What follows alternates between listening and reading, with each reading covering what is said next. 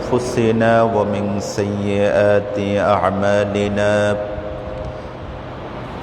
من يهده الله فلا مضل له ومن يضلله فلا هادي له ونشهد أن لا إله إلا الله وحده لا شريك له ونشهد أن سيدنا وحبيبنا ومولانا محمدًا عبده ورسوله الذي أرسله بالحق بشيرا ونذيرا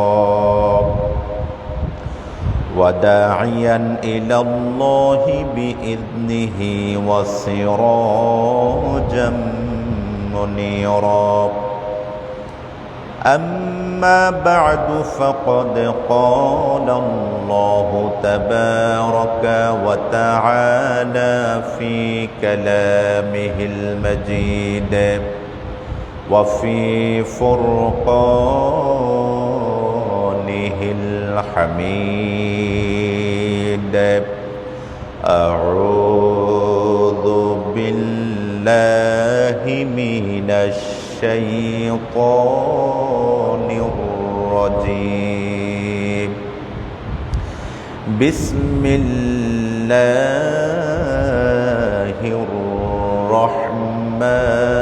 الرحمن الرحيم إن الله وملائكته يصلون على النبي يا أيها الذين آمنوا صلوا عليه وسلموا تسليما اللهم صل على محمد وعلى آل محمد كما صليت على إبراهيم وعلى آل إبراهيم إنك حميد مجيد اللهم بارك على محمد وعلى آل محمد كما باركت على إبراهيم وعلى آل إبراهيم إنك حميد مجيد মুআজ্জাজ মুকাররম সম্মানিত মুসল্লিয়ানে করম, মহান আল্লাহ সুবহানাহু ওয়া তাআলার দরবারে কালিমাতুশ শুকর আদায় করছি যে আল্লাহ রাব্বুল আলামিন আমাদের প্রতি করুণা করেছেন, রহম করেছেন। এক সপ্তাহ পরে দিনের শ্রেষ্ঠতম দিন সাইয়্যিদুল আইয়াম, পবিত্র দিন, গুনাহ ক্ষমার দিন, দোয়া কবুলের দিনে যে আল্লাহ তাআলা আমাদের সবাইকে দুনিয়ার সকল রকমের ফিতনা ফাসাদ ও গুনাহের পরিবেশ থেকে মাহফুজ করে আল্লাহর একান্ত দয়া ও ভালোবাসায় আল্লাহর ঘরে আমরা আসতে পেরে খুশি না বেজার। এজন্য জবান খুলে প্রাণ ভরে মুহাব্বতের সাথে সমস্বরে এক বাক্যে সকলে পড়ে নেই আলহামদুলিল্লাহ। দরুদ ও সালাম পেশ করছি মানবতার মুক্তির দূত, মানবতার মুক্তির দিশারি, মানবতার মুক্তির কাণ্ডার, দুজাহানের সরদার, মক্কার মতি, মাদিনার জ্যোতি, সমস্ত নবী ও রাসূলগণের সেরেতাজ, নবী কুল সম্রাট, নবীদের নবী, শ্রেষ্ঠ নবী নবী মুহাম্মাদুর রাসূলুল্লাহ সাল্লাল্লাহু আলাইহি ওয়াসাল্লামের প্রতি আমরা সকলে আর একবার দরুদ পাঠ করি সাল্লাল্লাহু আলাইহি ওয়া আলিহি ওয়াসাল্লাম। আলহামদুলিল্লাহ, আজকে জুমাদাল উলার প্রথম জুমা। আলহামদুলিল্লাহ, আল্লাহর মেহেরবানি, আল্লাহ যে বরকতময় দিবসটি আমাদের হায়াতে আরও একবার দান করেছেন। আল্লাহ তাআলা যেন আমাদের সবাইকে আল্লাহর গুরুত্বপূর্ণ দিন, ঈমান, ইসলাম, কোরআন, আল্লাহ রসুলের ব্যাপারে আমাদের হৃদয়ে ভালোবাসা, মোহাব্বত আল্লাহ বাড়িয়ে দেন। সকলে পড়ি আমিন। সম্মানিত সুধী, আমরা আজকে আলোচনা শুনব মুসলিম জীবনে ভ্রাতৃত্বের গুরুত্ব, অথবা মুমিন জীবনে পারস্পরিক সম্পর্ক।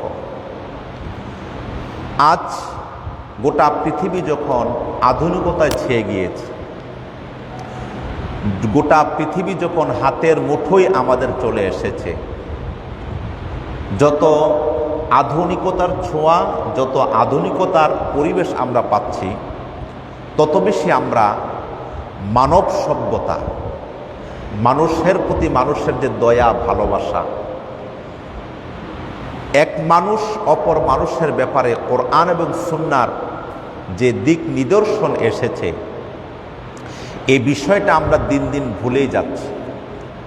আমরা মনে করছি আমি নিজেই ভালো চলতে পারলে, ভালো খেতে পারলেই, ভালো পরিবেশে থাকতে পারলেই আমি সাকসেস, আমি সফল। কিন্তু এটা না।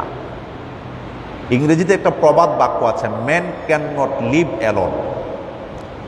মানুষ একাকী বসবাস করতে পারে না। মানুষের সহযোগিতা লাগে, মানুষের হেল্প লাগে। আমি আজকে অসুস্থ হলে আমার বিবির একা ক্ষমতা নেই বাসা থেকে বের করার জন্য, প্রতিবেশীর হেল্প লাগবে না? তো আমি যদি অন্যের জন্য নিজেকে উৎসর্গ না করি, অন্য মানুষের সহযোগিতায় এগিয়ে না যাই, অন্য মানুষের বিপদে অগ্রসর না হই, আমাকে আপনাকেও মানুষ ভুলে যাবে। আমি আপনি অসুস্থ হলেও কেহ এগিয়ে আসবে না। কেন? আমি কারো ব্যাপারে আবেগী নই, শ্রদ্ধাবোধ নই, ভালোবাসা নেই।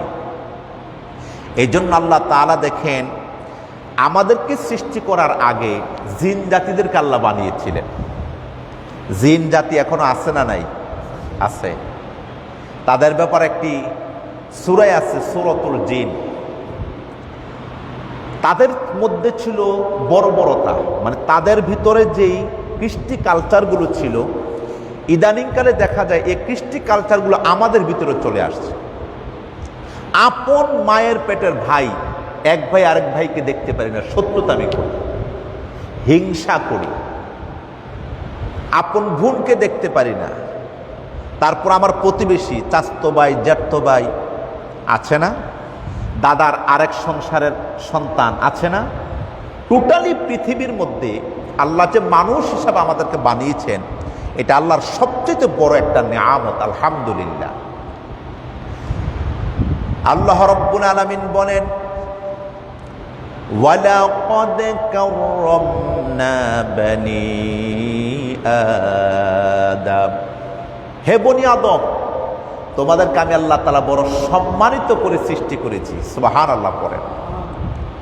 পৃথিবীর ভূখণ্ডে মাটির উপরে যত মানুষ আছে, যত ধর্মের হোক, এখানে মানুষের কথা হচ্ছে। ধর্ম শ্রেণীবিন্যাস এটা পরে আসবে। আল্লাহ রাব্বুল আলামিন মানব জাতিকে এত সুন্দর করে পৃথিবীর জমিনে সৃষ্টি করলেন। এই গোটা মানুষের মধ্যে মুসলিম ধর্ম, ইহুদি, খ্রিস্টান, নাসারা, বৌদ্ধ, হিন্দু, যত ধর্ম আছে না কেন, সকল মানুষকে আল্লাহ রাব্বুল আলামিন আহ্বান করছেন। সূরাতুল হুজুরাতের 13 নং আয়াতে কারিমা আল্লাহ তাআলা বলেন, ইয়া আইয়ুহান নাসু ইন্না খালাকনাকুম মিন যাকারিন ওয়া উনসা وجعلناكم شعوبا وقبائل وقبائل لتعارفوا إن أكرمكم عند الله أتقاكم الله أكبر আল্লাহ রাব্বুল আলামিন বলেন, হে মানব সম্প্রদায়, হে মানুষেরা শোনো, ইন্না খলাকনাকুম, আমি আল্লাহ তাআলা তোমাদেরকে সৃষ্টি করলাম, মিন যাকার, এক পুরুষ থেকে, ওয়া উনসা, আর এক নারী। এক পুরুষ হলো হযরতে আদম আলাইহিস সালাতু ওয়াস সালাম, আর এক নারী হলেন আমার আপনার মা হযরতে হাওয়া আলাইহাস সালাতু ওয়াস সালাম। সুবহানাল্লাহ পড়েন। আল্লাহ রাব্বুল আলামিন সূরা হুজরাতের 13 নং আয়াতে কারিমা দিয়ে গোটা পৃথিবীর সমস্ত মানুষদেরকে আহ্বান করতেছেন, তোমার খুব এবিলিটি, তোমার ক্ষমতা, তুমি অনেক কিছু, এই জন্য তোমার নিচু যত মানুষ আছে তাদেরকে তুমি মানুষ মনে করো না, এই কথা কখনো ভাববে না। তুমিও আদমের সন্তান, তোমার ওই গরিব মিসকিন ভাইটাও আদমের সন্তান। আল্লাহু আকবার। হয়তো বা আমার আপনার মধ্যে কেহ ধনী, কেহ গরিব, কারো বাবা মা আছে, কারো বাবা মা নাই। আল্লাহ রাব্বুল আলামিন সবাইকে ডেকে বলতেছেন, মানুষরে, তোমার এবিলিটি, তোমার বংশ পরিচয়, তোমার ক্ষমতা, তোমার টাকা পয়সা, সব কিছুর মধ্যে তুমি নিজেকে হারিয়ে ফেলো না, অহংকারী হয়ে যেও না। তুমি যেমন এক বাবার সন্তান, তোমার প্রতিবেশী ওই ভাইটাও তোমার বাবার একটা সন্তান। কিন্তু আজকে আমরা মানুষ কোরআন, ইসলাম, আল্লাহর ওহীর জ্ঞান যথাযথ অর্জন না করার কারণে নিজের মধ্যে অহংকার কায়েম করে ফেলেছি। গর্ব করি, তাকাব্বুরি করি, আমার এই আছে, আমার এই ক্ষমতা, আমার এই বাড়িঘর, আমার এই সম্পদ। অন্য মানুষকে আমি আপনি কোনো কেয়ার করি না। আল্লাহ তাআলা বলতেছেন, না রে মানুষ, এইভাবে তুমি কোনোদিন আমি আল্লাহর নিকট মর্যাদার আসনে আসীন হতে পারবে না। আল্লাহ রাব্বুল আলামিন বলেন, তোমাদেরকে এক আদম, এক হাওয়া থেকে সৃষ্টি করার পরে আমি আল্লাহ রাব্বুল আলামিন ওয়াজআলনাকুম শুউবান ওয়া ক্বাবাইল, ও বান্দা বান্দি, তোমাদেরকে বিভিন্ন গোত্রে বংশে আমি আল্লাহই তোমাদেরকে প্রেরণ করে দিয়েছি। সুবহানাল্লাহ। একজন ভাই বর্তমান পৃথিবীর সবচেয়ে ক্ষমতাধর ডোনাল্ড ট্রাম্পের প্রতিবেশী, একজন মানুষ, একবারে মনে করুন উচ্চ বংশীয়। এখন ডোনাল্ড ট্রাম্পের আশেপাশে যারা আছে তারা যেমন মানুষ, আমি আপনি তেমন মানুষ। কথা ঠিক না? মনে করেন ডোনাল্ড ট্রাম্পের কথা এই জন্য বললাম, তিনি পৃথিবীর বর্তমানে অনেক ক্ষমতাধর, কিন্তু তার মধ্যে কিন্তু ঈমান নাই। কি নাই? তার চাইতে অনেক নিচু নিচু মানুষ আছে, গরিব মিসকিন আছে, দেখা যায় তার হৃদয়ে ঈমান আছে। সে হোয়াইট হাউসের মধ্যে পৃথিবীর সবচেয়ে মানব সেন্টিমেন্টের আওতায় পৃথিবীর সবচেয়ে নিরাপদ বাসস্থান বলা হয় হোয়াইট হাউস। অথচ আল্লাহ রাব্বুল আলামিন কোরআন আল কারিমে পৃথিবীর একটি স্থানকে বলেছেন নিরাপদ, ওয়াহাদাল বালাদিল আমিন, সেটা হলো মক্কাতুল মুকাররমার পরিবেশকে। আওয়াজ দিয়ে সুবহানাল্লাহ পড়ে। কিয়ামত অবধি আল্লাহর হেরেমকে আল্লাহ নিরাপদ নগরী বলেছেন। এই নগরীর মধ্যে যেই যত ষড়যন্ত্র করুক না কেন, এই পবিত্র এর নিয়ামতের স্থানের সাথে কেউ বেয়াদবি করে পার পাবে না, পায়নি, পাবেও না। এটা নিরাপদ থাকবে। পৃথিবীর সবচেয়ে ভয়ঙ্কর পরিবেশ হলো দাজ্জালের ফিতনা। কার ফিতনা? এই দাজ্জালের ফিতনা থেকে আল্লাহ তাআলা দুই হেরেমকে আল্লাহ পবিত্র করে নিয়েছেন। আওয়াজ দিয়ে সুবহানাল্লাহ বলতে হবে। এক হলো মক্কাল মুকাররমা, আরেক মাদিনাতুল মুনাওয়ারা, সুবহানাল্লাহি ওয়া বিহামদি। তার মানে পৃথিবীর মানুষ, পৃথিবীর শিক্ষিত পার্সনদের নজরে হোয়াইট হাউস নিরাপদ হতে পারে, তবে এটা নিরাপদ নয়। তৃতীয় বিশ্বযুদ্ধ লেগে গেলে হোয়াইট হাউস কার বাড়ির ছাদে যাইয়া ওঠে বলা যায় না, কিন্তু মক্কা আর মাদিনা এটা কোনোদিন অপবিত্র হওয়ার কোনো নিদর্শন নাই। যিনি আমার আপনার রব আল্লাহ রাব্বুল আলামিন স্বয়ং এই নগরীর ব্যাপারে আল্লাহ চ্যালেঞ্জ করেছেন, গ্যারান্টি দিয়েছেন। তার মানে বোঝা গেল হোয়াইট হাউস নিরাপদের স্থান নয়। আল্লাহ রাব্বুল আলামিন যেহেতু আমাকে আপনাকে কোরআন আল কারীমের মাধ্যমে কোন জিনিসের মর্যাদা বেশি, কোন জিনিসের মর্যাদা কম, আল্লাহ তাআলা কাদের সম্মান দিলেন, কাদের সম্মান দেন নাই, এগুলো সব আল্লাহর কোরআনে আছে না নাই? নবীজি সাল্লাল্লাহু আলাইহি ওয়াসাল্লামের সুন্নাহর ভিতরে আছে না নাই? অথচ আমরা মানুষ হওয়ার পরে ধনী হওয়ার স্বপ্ন দেখি, অনেক টাকা পয়সার মালিক হওয়ার স্বপ্ন দেখি, গাড়ির বাড়ির মালিক হওয়ার স্বপ্ন দেখি। এগুলোর পিছনে ঘুরতে ঘুরতে এমনও ব্যক্তি আছে তার সম্পদ যে তিনি অর্জন করেছেন অন্য মানুষের পকেট কেটে টাকা অর্জন করে, আজকে তিনি আঙ্গুল ফুলে কলাগাছ শিল্পপতি ধনী মানুষ। কথা ঠিক কিনা? অন্যের হক নষ্ট করে, অন্যের প্রতি জুলুম করে, অন্যকে মেরে নিজের ক্ষমতার পেশির জুড়ে অন্যের সম্পদ নিজের সম্পদ বানিয়ে ফেলেছি, এমন খবর আছে না নাই? অহরহ আছে। সুতরাং ভাইয়েরা আমার, আমি আপনি যত ক্ষমতাধর হই না কেন, বাড়ি গাড়ির মালিক হই না কেন, আল্লাহর কাছে এগুলোর কোনো ভ্যালু নাই, এগুলোর কোনো পাওয়ার নাই, দাম নাই। আল্লাহ রাব্বুল আলামিন নিজেই বলেন, ইন্না আকরামাকুম ইনদাল্লাহি আতকাকুম। সুবহানাল্লাহ। ও বান্দা, তুমি মানুষ, আমি আল্লাহ তোমাকে বানালাম।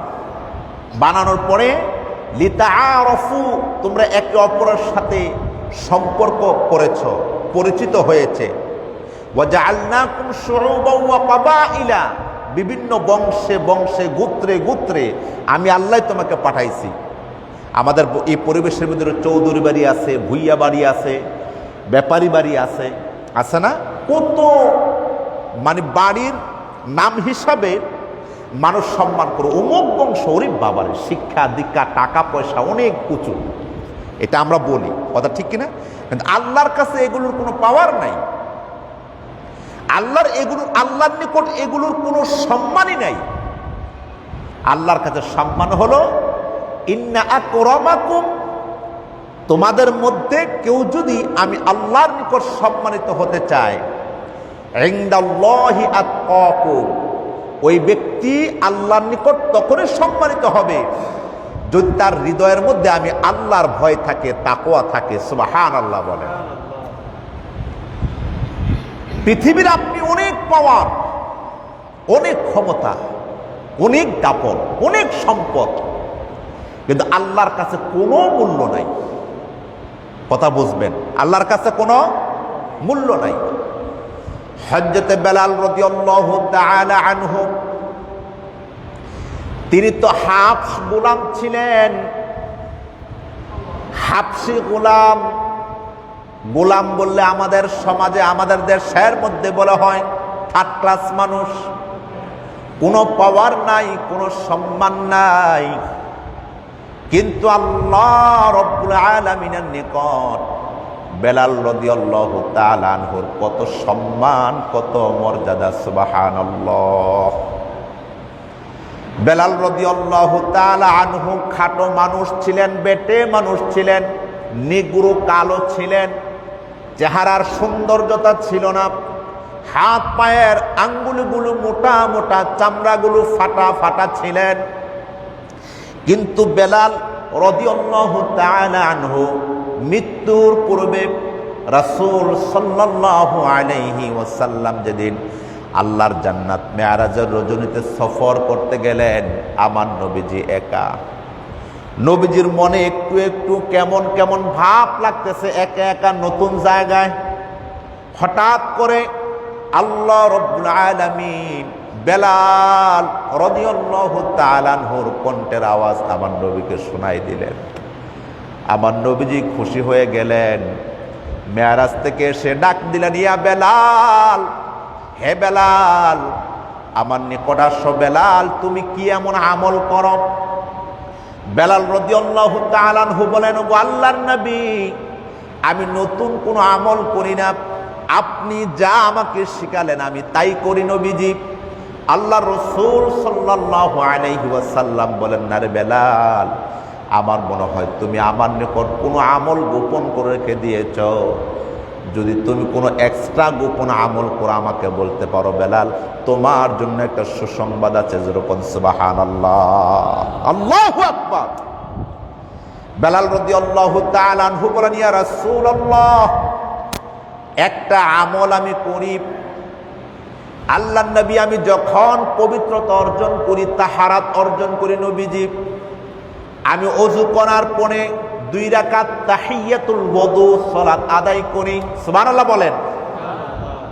আমরা তো তাহিয়াতুল ওযু প্রতি জুমার দিন মসজিদে ঢুকে আদায় করি। বেলাল রাদিয়াল্লাহু তাআলা আনহু প্রতিনিয়ত প্রতি মুহূর্তে ওযু করলেই আগে মুসাল্লা বিছায়া 2 রাকাত তাহিয়াতুল ওযুর সালাত আদায় করেন। আল্লাহ নবীজি মুস্কি এসে বলেন, বেলাল, তোমার এই আমলের কারণে মরণের আগে আল্লাহর জান্নাতের মালিক হয়ে গেছ। যেরকম সুবহানাল্লাহ। গোটা পৃথিবীর সমস্ত কোটিপতি লাখপতি ক্ষমতাধর এই সম্পদ দিয়ে আল্লাহর জান্নাতের মালিক হতে পেরেছে? আওয়াজ দেন ভাই, পারছে? অর্ধ পৃথিবীর তো, গোটা পৃথিবীর শাসন তো ফেরাউনও করেছে, নমরুদ করেছে, কারুন করেছে। আবার আমার আল্লাহর 2 পয়গম্বর হযরতে সুলাইমান আলাইহিস সালাতু ওয়াস সালাম, বাদশা সেকান্দার 2 জন মুসলিম করেছেন। সুবহানাল্লাহ বলেন। কিন্তু 2 জন মুসলিমের চাইতে কাফের 4 জন ছিলেন। কই তাদের এত সম্পদ, এত বাহাদুরি, এত ক্ষমতা দিয়া আল্লাহর জান্নাতের তো মালিক হতে পারলেন না ভাই। এখন আমি আপনিও কিন্তু জান্নাতও চাই, ইবাদতও করি, হারামও ছাড়ি না। কথা বলেন না জোরে, কথা ঠিক না? সুদ, ঘুষ, বেপরদা, অন্যায়, জুলুম, মিথ্যাচার, এগুলো কিছুই আমি আপনি ছাড়ি না। আর মানুষকে তো মানুষ মনে করি না, আলেমদেরকে আলেম বলে শ্রদ্ধা করি না। আরে কিসের আলেম, এর কি আছে? না বাড়ি না ঘর, খায় আমগো এলাকায়, আমগো মসজিদে নামাজ পড়ায়। বেলাল রাদিয়াল্লাহু তাআলা আনহু গোলাম ছিলেন, জান্নাতের মালিক হয়ে মৃত্যুবরণ করছেন। সুবহানাল্লাহ। এজন্য আমার প্রিয় মুসলমান ভাইয়েরা, কোন মানুষকে মানুষ বলে হেয় করা যাবে না। আপনি কাউকে যদি হেয় করেন, কাউকে ছোট করেন, আপনি মনে রাখবেন একদিন না একদিন আপনিও ছোট হয়ে যাবেন। কথা ঠিক না বেঠিক? এজন্য কবির ভাষায়, নিজে যাকে বড় বলে সে বড় নয়, লোকে যাকে বড় বলে সেই বড় হয়। সুবহানাল্লাহ। আল্লাহ যাকে আকাশচুম্বী সম্মানিত করলেন, আপনি তার পায়ে ধরে জীবনে নিচে নামাতে পারবেন না। কথা ঠিক না? আর আপনি যদি পায়ে ধরে থাকেনও, একে ছোট করে দিবেন, নিচে নামিয়ে দিবেন। আল্লাহ যদি তাকে উপরে উঠায়, পৃথিবীর কারো ক্ষমতা নাই তার আকাশচুম্বী সম্মানকে ছোট করে দেওয়া। সুবহানাল্লাহ বলেন। এই জন্য দেখেন, আজকে আমাদের পরিবেশের কথাটা চিন্তা করেন। আপনি আমারটা আমি। আজকে আমরা কি এই প্রতিবেশীর সাথে মানুষ হিসাবে আগের মতো? আমাদের বাবা চাচারা যখন একটা দোতলা ঘরে বসবাস করছে, 5-7 জন ভাই বসবাস করছে, ওই দিন কিন্তু ঘরে অভাব ছিল না। মায়ের ড্যাগ ভরা ভাত ছিল, পাতিল ভরা ডাল ছিল, মাছ ছিল, সবজি ছিল। সুবহানাল্লাহ কর। প্রতিটি কথায় একটু ভাববেন, আল্লাহর একটা করে ডাক দিবেন, ভাই আমরা বর্তমানে কোথায় আছি আর কোথায় ছিলাম। এখন কিন্তু আমার আপনার বাড়ি গাড়ি হয়েছে, রাস্তাঘাট পাকা হয়েছে, ইলেকট্রিসিটির বাতাস, এসির ফ্যান খেয়ে আমি আপনি সুস্থ আছি। কিন্তু আমার আপনার বাবা দাদারা সেটা পায় নাই, কিন্তু তাদের মাঝে শান্তি ছিল, ভ্রাতৃত্ব ছিল, মুহাব্বত ছিল, আল্লাহর রহমত ছিল।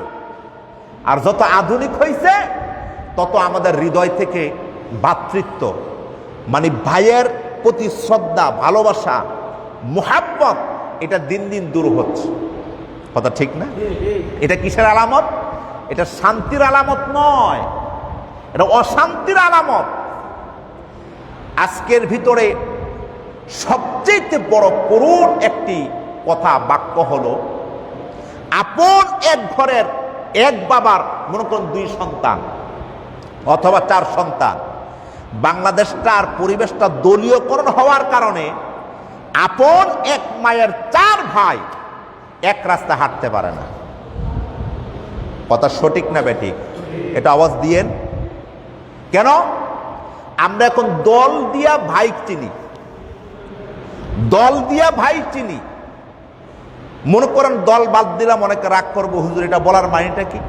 আচ্ছা, বাংলাদেশের পরিবেশের ভিতরে দরবার আছে না নাই? দরবার, আওয়াজ দিবেন একটু, আছে না নাই? এখন কেউ কারোর সাথে সম্পর্ক করে পীর সাহেব দিয়ে, আমার পীর ভাই, কথা ঠিক না? আমার অমুক ভাই। কিরে ভাই, তোমাকে এটা কে শিখাইল? আল্লাহ রাব্বুল আলামিন বললেন, ইন্নামাল মুমিনুনা ইখওয়াতুন ফাআসলিহু বাইনা আখাওয়াইকুম। সুবহানাল্লাহ।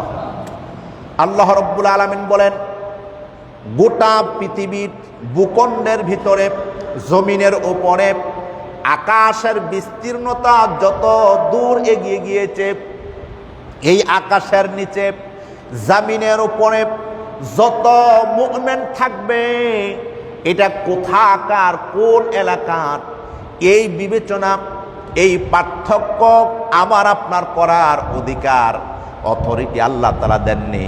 বরঞ্চ যদি আমি আপনি পার্থক্য করি, দল দিয়া, পীর দিয়া, দরবার দিয়া ভাই আপনি বাছাই করবেন, আল্লাহর রাসূল সাল্লাল্লাহু আলাইহি ওয়াসাল্লাম বলেন, ওই ব্যক্তি ফিতনাবাজ, ওই ব্যক্তি ফিতনার পানির মধ্যে হাবুডুবু খাচ্ছে, এর জন্য ওই ব্যক্তি কখনো মুমিন হতে পারবে না। যখন তিনি বংশ পরিচয় ভুলে যাবেন, দলীয়করণ ভুলে যাবেন, একজন ব্যক্তিকে দেখলেন তিনি ইমানদার মুসলমান, ওই ইমানদার মুসলমান হিসাবে তার বুকে জড়িয়ে ধরবে, কপালে চুমু খাবে, তার জন্য হাদিয়া তোফার ব্যবস্থা করবে, তার জন্য খাবার দাবারের ব্যবস্থা করবে, তার জন্য আশ্রয়ের ব্যবস্থা করবে। আল্লাহ রাসূল বলেন, ও বান্দা, আল্লাহ তাআলা 1 নাম্বার তোমার জীবনের গুনাহ মাফ করে দেবেন, 2 নাম্বার কবুল দান সাদাকার সওয়াব আল্লাহ তাআলা তোমার আমলনামায় দান করে দিবেন। সুবহানাল্লাহ। এটা জবান খুলে বলেন না সুবহানাল্লাহ। ওই যে বাবার জমানায়, দাদার জমানায় একজন লোক কোত্থেকে আসছে, ঘরের ভিতরে ভালো ফার্নিচার নাই, খাট নাই, চৌকি নাই, সুন্দর মোড়া আর একটা চেয়ার আগে দিছে, ভাই বসেন, ঠান্ডা পানি খাওয়াইছে, গাছের ডাব পেরে খাওয়াইছে, ঘরের ভিতরে যা ছিল তাই খাওয়াইছে। ওই লোকটা মুসাফির, মনের দিক থেকে খুশি না বেজার? সে যে খাইলো, আপনি যে খাওয়ালেন, ওই যে তার জবান দিয়া বের হয়েছে আলহামদুলিল্লাহ। আমার রাসূল সাল্লাল্লাহু আলাইহি ওয়াসাল্লাম বলেন, গোলামের জবান দিয়ে আলহামদুলিল্লাহ বের হতে দেরি, যারা তাকে সেবা করলো, হাদিয়া তোহফা দিল, খাবারের ব্যবস্থা করলো, আল্লাহ তাআলা তার জীবনের গুনাহগুলো ক্ষমা করতে দেরি করে নাই। এখন কি এগুলো আমাদের মাঝে আছে? এই যে কথাটা বললাম, এটা কি বানায়া বললাম না কোরআন হাদিসের কথা বললাম? এখন আমার আপনার কোনো বন্ধুর সাথে আপনাদের কাফাটিয়া বাজারে, লেবুবাড়ি বাজারে দেখা হইলে মাশাআল্লাহ 1 কাপ কোনো রকম চা খাওয়াইতে পারলে মনে মনে তওবা করে, আল্লাহ এই বিপদ যেন আমার ঘর পর্যন্ত না যায়। কথা কয় না? কথা সঠিক না বেঠিক? বিপদ বিপদ। আর যদি দলীয় ভাই হয়, বউ কি অসুস্থ না বউ কি খবর দিয়া কর সাবধান, কোথায় কি অবস্থা কি আছে জানি না, তাড়াতাড়ি রেডি কর। সহিহ সুনান আর তিরমিজির সহিহ একটি হাদিস কিতাবুল ফিতানের রাসূল সাল্লাল্লাহু আলাইহি ওয়াসাল্লাম বলেন, যারা চিনা জানা মানুষকেই শুধু সালাম দেয় অথবা তার সাথে আপনি বিনিময় করলেন, খাবার দাবার দিলেন, কিন্তু আপনার চেনা জানা বলতে মনে করেন আপনার পরিচিত, আপনার দলীয়, আপনার পীর ভাইয়ের আরেকজন, তিনি আপনার পীর ভাইয়ের না, আপনার দলীয় না, আপনি তাকে দেখতেই পারেন না, সালাম তো দূরের কথা, পারেন না, আপনি তাকে জীবিত মেরে ফেলেন। কথা কয় না, কথা সঠিক না ঠিক? জীবিত আপনি তাকে মেরে ফেলেন, হামলা মামলা তো আছেই। আর ভাই আওয়াজ দিবেন কথাগুলো, এ কথা হলো কোরআন সুন্নাহর সঠিক কথা। আপনি আমি দালান কোঠা ঢাকা গুলশান বনানীতে বসবাস করে সুখে আছি নয়, সুখ ছিল এখন সুখে নাই। কেমনে বলবেন? এমন কোন ব্যক্তি নাই বর্তমানে রোগাক্রান্ত না, অসুস্থ না, হসপিটালে ডায়াগনোসিস সেন্টারে গেলে 10-15 হাজার টাকা টেস্টে চলে যায়। কথা সঠিক না বেঠিক? ডাক্তারের বিল, ঔষধ, একবার রোগে ধরলে মরণ পর্যন্ত এই রোগ নিয়ে আমাকে আপনাকে চলতে হয়। কারণ কি জানেন?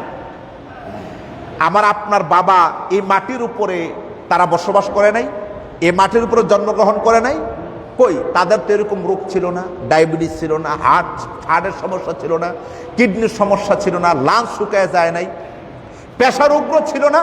কারণটা কি?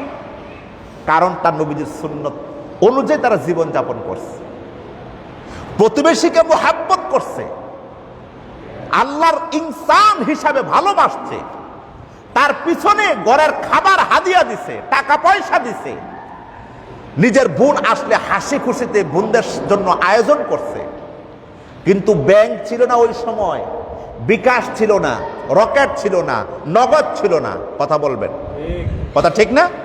ওই মুহূর্তে কি ছিল? গোলা বড়া ধান ছিল, মাছ বড়া পুষ্কুনি ছিল। এই যে নিয়ামত ছিল, সহজ সরল মুমিন ইমানদার আসলেই গড়ের হাঁস ধরছে, মোরগ ধরছে, জবাই করছে, বেশি টাকা পয়সা থাকলে গরু বুঝতে এনে খাওয়াইছে। এই যে বোনেরা খুশি হয়েছে, আত্মীয় স্বজন খুশি হয়েছে, প্রতিবেশী খুশি হয়েছে। আমার রাসূল সাল্লাল্লাহু আলাইহি ওয়াসাল্লাম বলেন, ওই যে তাদেরকে মেহমানদারি করলাম, তারা কলিজা দিয়া মন দিয়া তোমার জন্য দোয়া করছে, আল্লাহ আমার ভাই আমাকে খাওয়াইছে, আমার ভাইকে খাওয়াইও। আমার নবীজি বলেন, এই দোয়া করার কারণে গোলাম তোর সম্মুখের যত বিপদ ছিল, অসুস্থতা ছিল, আল্লাহ সব দূর করে দিচ্ছে। সুবহানাল্লাহ বলেন। আর আপনি আমি এখন রকেট, নগদ, বিকাশ, ব্যাংক, ইন্স্যুরেন্স, আরো কত ওয়ে আছে, টাকা পয়সা সব ওই দিকে। নিজের বোনদেরকে দেখলে অথবা ঈদ অথবা কোনো মুহূর্তে প্রতিবেশীকে একবেলা খাওয়ানোর দাওয়াত দেই না, মানুষে মনে করি না। আল্লাহ কয় তোর জন্য হাসপাতাল, তোর জন্য কিডনির রোগ, তোর জন্য হার্টের ব্যারাম, তোর জন্য ডায়াবেটিস, তোর জন্য ক্যান্সার। তোর টাকা তুই মনে করছ ঘরে রেখে মরবি, সম্ভব নয়। তোরটা তুই খাইয়ে মরবি। কথা জোরে বলুন, ঠিক না বেটে? যোগ বিয়োগ মিলছে তো নাকি? একটু আওয়াজ দিবেন না? আমার যোগ বিয়োগটা বুঝছেন তো নাকি? তাহলে এ বুঝতে গিয়ে কি মনে করছেন? নবীজির কথা, আল্লাহর কথা চিরন্তন সত্য, এটার মধ্যে নিয়ামত। আজকে আমরা শিক্ষা দীক্ষা টাকা পয়সায় অনেক সুটাম দেহের, কিন্তু আমি আপনি প্রতিবেশীর হক আদায় করি না, আত্মীয়তার বন্ধনকে সুস্থ রাখি না।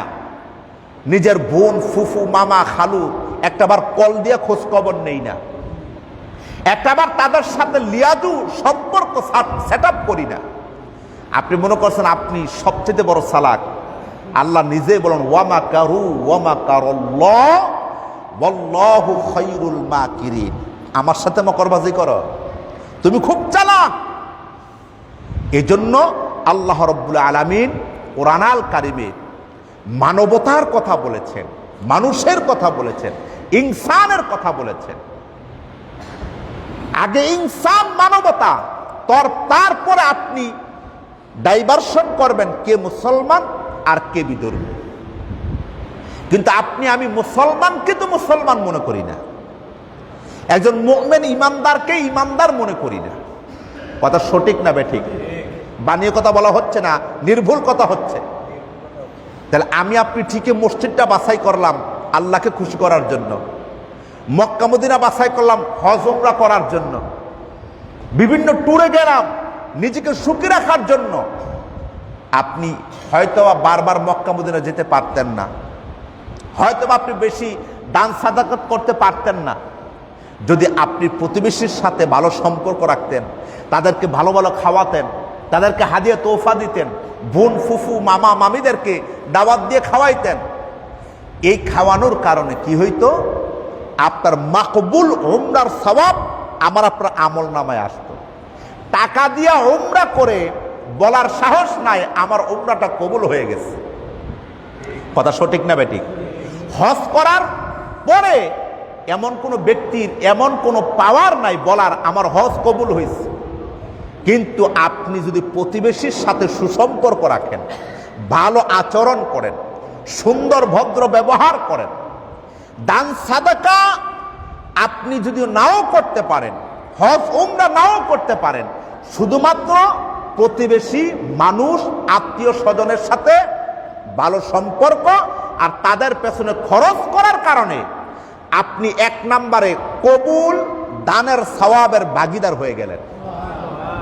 দ্বিতীয় নম্বরে মাকবুল হজ উমরার সওয়াবের ভাগীদার হয়ে গেলেন। সুবহানাল্লাহি ওয়া বিহামদিহি। কিন্তু আমি আপনি কি করতেছি? বারবার যাইতেছি, ওই যাওয়ার কোনো মর্যাদা নাই। সহিহ বুখারীর একটি হাদিস শুনুন। আল্লাহর রাসূল সাল্লাল্লাহু আলাইহি ওয়াসাল্লামের নিকট নবীজির সাহাবী এসে বলেন, ইয়া রাসূলুল্লাহ, ওগো আল্লাহর নবী, আমাদের ওই প্রতিবেশী একজন নারী আছে, একটা মহিলা আছে।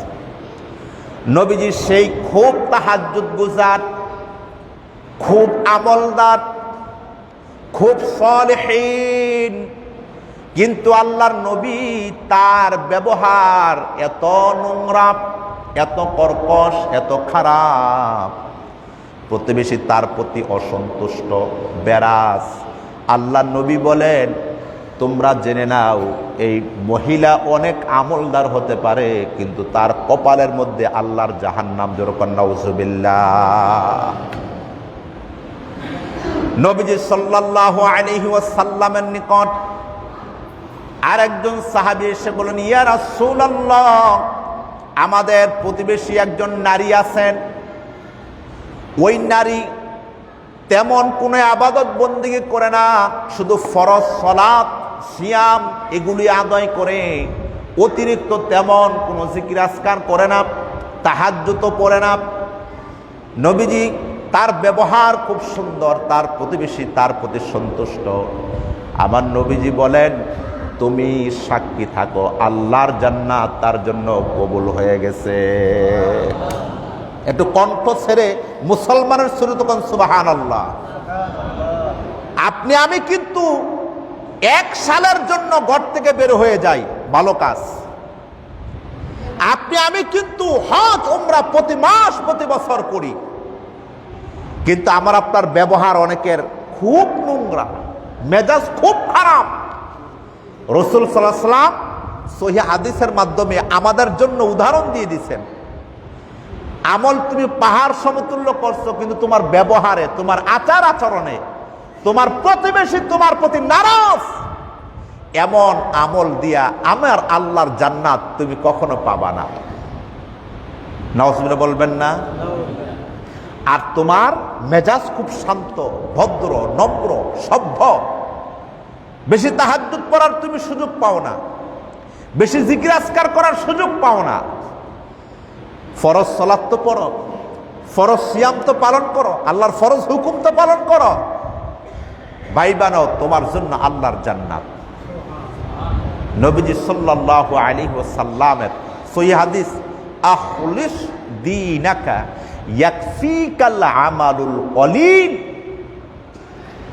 তোমার ঈমানকে তুমি খাঁটি করো আর শরীয়তের যে ফরজ ওয়াজিব আছে এটার হক আদায় করো। যদি তুমি সভ্য ভদ্র আদর্শ হও, ইয়াকফিকাল আমালুল কলিল, এই সামান্য আমল দিয়ে তুমি আল্লাহর জান্নাতে চলে যেতে পারবা।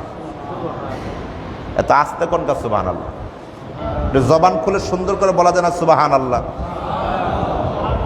না বললেন না, এগুলো সামনে ইলেকশন আসতেছে, হেদের পেছনে জবানকে খরচ করবেন, আল্লাহর দেয়া জবান অন্যের পিছনে খরচ করবেন, নাউজুবিল্লাহ। এই যে বাজারে যান সকাল বিকাল মিয়া, একটা কালিমা আছে, আশহাদু আল্লা ইলাহা ইল্লাল্লাহু ওয়াহদাহু লা শারীকা লাহু লাহুল মুলকু ওয়া লাহুল হামদু ওয়া হুয়া আলা কুল্লি শাইইন কাদির। এই কালিমা পড়ে বাজারে ঢুকবেন, 20 লক্ষ নাকি আল্লাহ আপনার আমলনামা দান করবেন। কিন্তু আমরা বাজারে ঢুকি হেলিকপ্টারের মতো, বের হই হেলিকপ্টারের মতো। সুন্নাতের হক আমাদের মধ্যে না থাকার কারণে আজকে আমরা পেরেশানি, আজকে আমরা ভুক্তভোগী, আজকে আমরা অশান্তির পরিবেশে আছি। তো সম্মানিত সুধী, এই জন্য মানবতা আল্লাহর কাছে বড় এক নিয়ামত। মানবতা, এর পরের অপশন প্রতিবেশীর মানুষ, আমার রক্তের মানুষ, আমার প্রতিবেশীর মানুষ, আমার সমাজের মানুষ, আমার গ্রামের মানুষ, আমার থানার মানুষ, আমার জেলার মানুষ, আমার বিভাগের মানুষ, আমার দেশের মানুষ, পরদেশের মানুষ, সব নাম মানুষ ওয়াহিদ। আমার আল্লাহ নিজে বলেছেন ইন্নামাল মুমিনুনা ইখওয়া, সব মানুষ তোমরা ভাই ভাই। আবার নবীজি সাল্লাল্লাহু আলাইহি ওয়াসাল্লাম বলেছেন কুল্লু মুমিনুনা ওয়াহিদ, সমস্ত মুমিন এক। সুবহানাল্লাহ বলেন। এখন আপনি ওই আমেরিকার মুসলমানকে ঘৃণা করবেন, হারাম, এবং শেষ হয়ে যাবে। কারণ মুমিনের ব্যাপারে, মুসলমানের ব্যাপারে সে যেই হোক, আসলে আগে 1 নাম্বার তার জন্য আমার আপনার হক আসসালামু আলাইকুম ওয়া রাহমাতুল্লাহ। এখন এই সালামটা পর্যন্ত রাজনীতির বাক্য হয়ে গেছে, দলীয়করণ সালাম হয়ে গেছে। কথা বল ঠিক না? কিন্তু অতীতে একটা সময় আমরা দেখছি রাস্তা দিয়ে মুরব্বি গেলে সবাই সালাম দিছে, আর এখন কেউ কাউকে দেখলে মুখ বেজার, কারণ সে আমার দলের না, সে আমার দরবারের না। কথা বলবেন, হারাম, ইবাদত সব বরবাদ। এই দলীয়করণ এটা সবচেয়ে বড় এক ফিতনা, এটা গুনাহের কাজ। যে দল করার কারণে ভাইকে আমার শত্রু ভাবতে হবে, প্রতিবেশীকে আমার শত্রু ভাবতে হবে, ওই দল করা হারাম। যেই দলের মাধ্যমে উদারতা, আন্তরিকতা, শ্রদ্ধা, ভালোবাসা থাকবে, দলীয়করণ সালাম নয়, নবীজির সুন্নাহর সালাম সবার জন্য থাকবে, ইহসান থাকবে, ভালোবাসা থাকবে, ওই দল দিয়ে আপনি আল্লাহর সন্তুষ্টি পাবেন। বেজার হচ্ছেন না তো? এগুলো কি গুরুত্বপূর্ণ কথা না অগুরুত্বপূর্ণ? আল্লাহর হস্তে আমরা সবাই মরণশীল। কবে কখন কোন মুহূর্তে আমার আপনার মালাকুল মাউত চলে আসে আমরা কেউ বলতে পারি না। এজন্য সচেতন হয়ে সুস্থ দেমাগে ঈমানটার প্রতি অটল থেকে আমাকে আপনাকে যেন আল্লাহ কবুল করেন, জোরে বলেন আমিন। তাহলে আজকে আমরা যে কথাগুলো শুনলাম, এই বিষয় শেষ হয়ে যায় নাই, অনেক বড় বিষয় কিন্তু এটা। পারস্পরিক মুমিনের সম্পর্ক, ইসলামে ভ্রাতৃত্বের গুরুত্ব অপরিসীম একটা বিষয়। আপনি আমি শুধু নামাজ রোজাকে ইবাদত মনে করেছেন, আর ভ্রাতৃত্ববোধকে আপনি ছোট মনে করেছেন না। ভ্রাতৃত্ব বজায় রাখা এটাও ফরজ।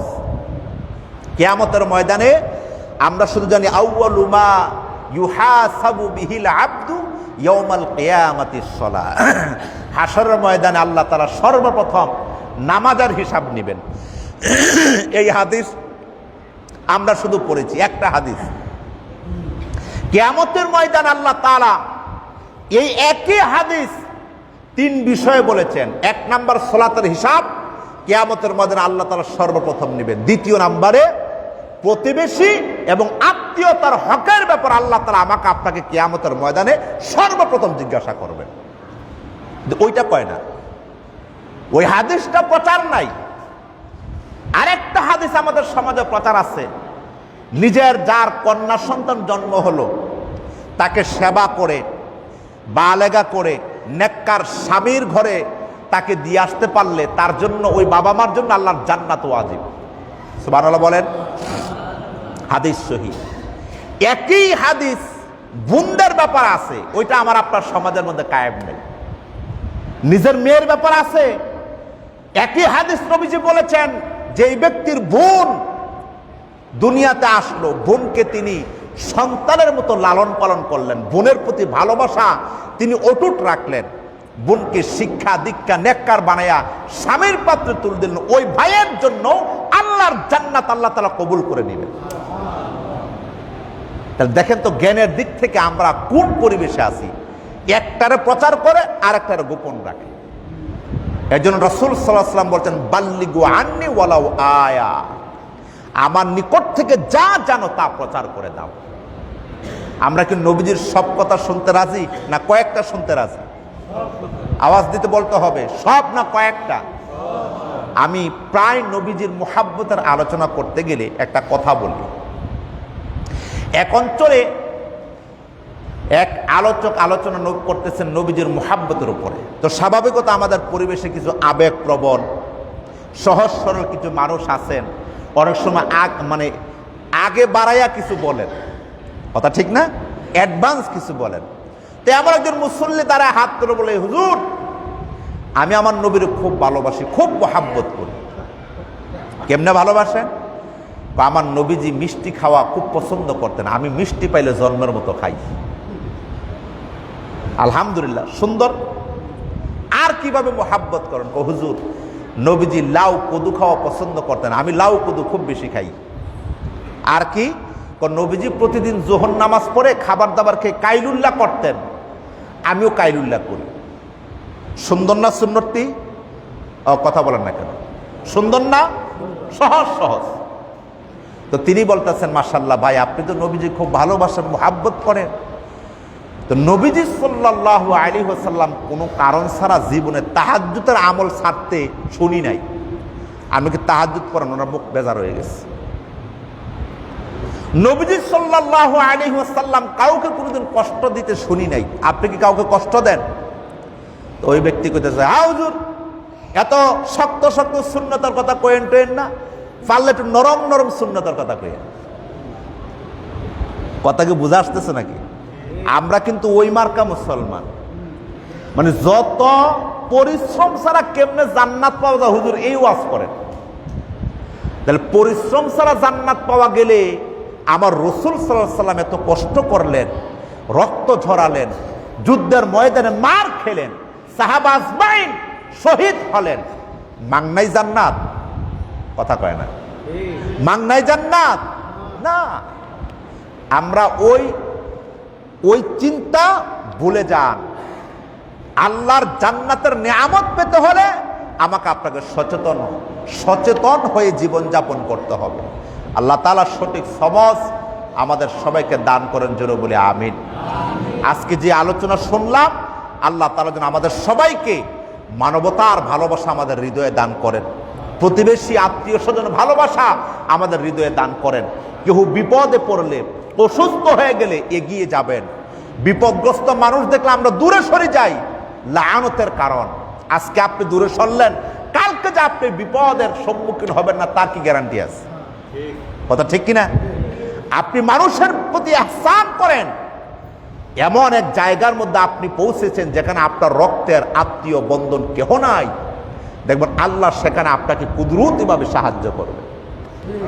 আর আপনি যদি আপনার এলাকা এরিয়ায় কঠিন হন, বখিল হন, কৃপণ হন, কঠিন হয়ে যান, আপনি এমন জায়গায় বিপদে পড়বেন যেদিন কাউকে আপনি খুঁজে পাবেন না। আল্লাহকে ডাকলেও আল্লাহ সেদিন সাড়া দিবেন না। কেন দিবেন না? আমার অসংখ্য গোলাম তোর চোখের সম্মুখে, তোর দেখার সম্মুখে বিপদে পড়ছে, অগ্রসর হস না, তুই তো জালিম। কথা কয় না? তুমি কি জালিম? এজন্য আমরা জালিমের ভূমিকায় অগ্রসর হব না, আমরা মুমিনের ভূমিকা অগ্রসর হব। আল্লাহ আপনি আমাদেরকে তৌফিক দেন, জোরে বলি আমিন। হাদা মা ইনদি ওয়াল ইলমু ইনদাল্লাহ আলাইহি তাওয়াক্কালতু ওয়া ইলাইহি উনীব।